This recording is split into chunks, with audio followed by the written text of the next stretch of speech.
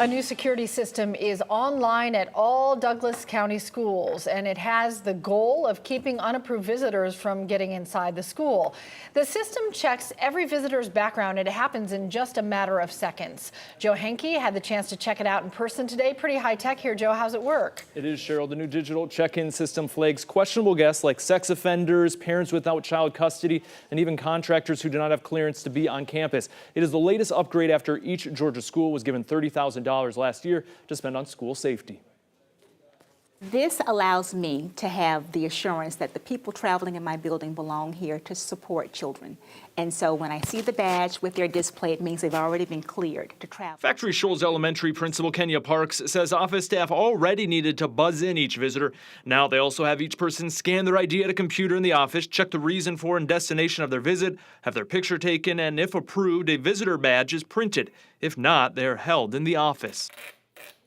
There will be a notification on the screen that says, please see an office attendant. And so the office attendant will come over, and then an administrator will be summoned, and then there will be a private conversation. The system notifies both school officials and, if selected, local law enforcement if someone is an unapproved guest or sex offender. It gives school staff more information right away and allows them to efficiently clear long lines of visitors. This is a quicker way. Once they get the badge, we know that we're good to go. The Douglas County School District used a federal grant to purchase the technology from a company called Raptor for all 35 schools at a cost of more than $150,000. It is the latest security change in Douglas County. In 2019, about a year after the school shooting in Parkland, Florida, Governor Kemp signed legislation giving each Georgia school district $30,000 per school to spend on safety.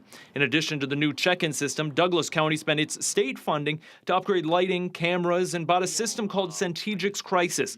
With Centegix, each employee wears a badge, and a certain number of taps on the badge's button signals various emergency situations, from a child needing medical help to a violent situation. This is a really comforting level of security for our teachers and staff, so that if there's ever a crisis, they have the ability to be able to alert us right away. School leaders in the sheriff's office are then notified, and an app they have access to shows a map of the school and exact location of the incident. In Douglas County Schools, it joins a growing list of area school districts using the Raptor system to run quick background checks on visitors. Forsyth schools began using the system last fall, and Fulton and Gwinnett County school districts each used portions of the $30,000 schools received to purchase the same system. All right, thanks a lot, Joe.